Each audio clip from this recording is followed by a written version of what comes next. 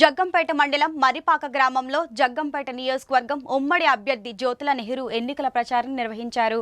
గ్రామంలో చెరువు వద్ద 400 మంది ఉపాధి కూలీలు ఉపాధి పనులు చేస్తుండగా జ్యోతుల నెహ్రూ అక్కడికి వెళ్లి వారందరినీ ఆప్యాయంగా పలకరించారు. వారి యొక్క సమస్యలను అడిగి తెలుసుకున్నారు. మే 13వ తేదీన జరగబోయే ఎన్నికల్లో కూటమి అభ్యర్థిగా పోటీ చేస్తున్నానని మీ అందరి చల్లన ఆశీస్సులు ఇచ్చి సైకిల్ గుర్తుపై ఓట్లు వేసి గెలిపించాలని కోరారు. పార్లమెంట్ జనసేన అభ్యర్థి తంగెళ్ల ఉదయ్ శ్రీనివాసును కూడా గాజు గ్లాస్ గుర్తుపై ఓట్లు వేసి గెలిపించాలన్నారు. ఈ సందర్భంగా నెహ్రూ మాట్లాడుతూ ఈ రాష్ట్రంలో ఈ 5 ఏళ్ల కాలంలో జరిగిన అభివృద్ధి సంక్షేమం ఒక్కసారి ప్రతి ఒక్కరూ ఆలోచించుకోవాలన్నారు. 1000 రూపాయల పెన్షన్ పెంచడానికి 5 సంవత్సరాల కాలం పట్టిందని ఎద్దేవా చేశారు. కానీ చంద్రబాబు తన ప్రభుత్వం ఏర్పడకుండానే 1000 రూపాయల పెన్షన్ పెంచిన మహానుభావుడని అన్నారు. ఉపాధి పనులు కూడా ప్రజలకు పూర్తి స్థాయిలో పని దినాలు కల్పించలేదని, ఉపాధి నిధులను కూడా వదలకుండా వేరే పథకాలకు మళ్లించిన గనుడు జగన్ రెడ్డి అని అన్నారు.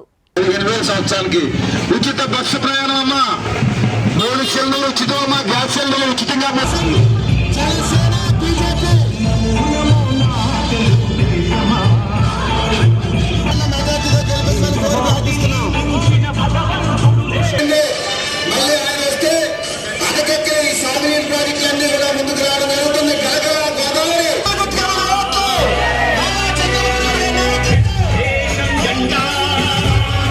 బాధ్యత మీ అందరి మీద ఉంది. ఆలోచన రకరకాల ప్రలోభాలు పెడతాయి,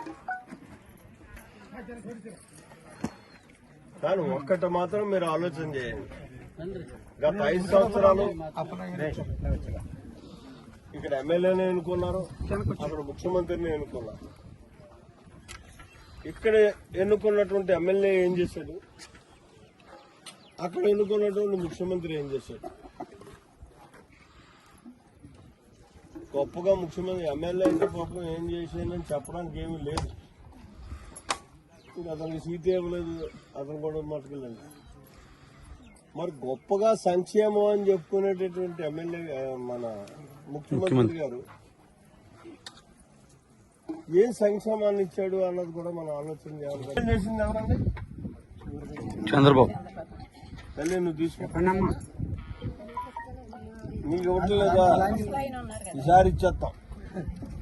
ఎస్సీ బీసీ ఎస్టీలకి అందరికీ కూడా 50 ఏళ్ళు నిండితే పెన్షన్ ఇవ్వడం జరుగుతుంది. చంద్రబాబు నాయుడు గారు ఇప్పుడు 4000 ఇవ్వడం జరుగుతుంది.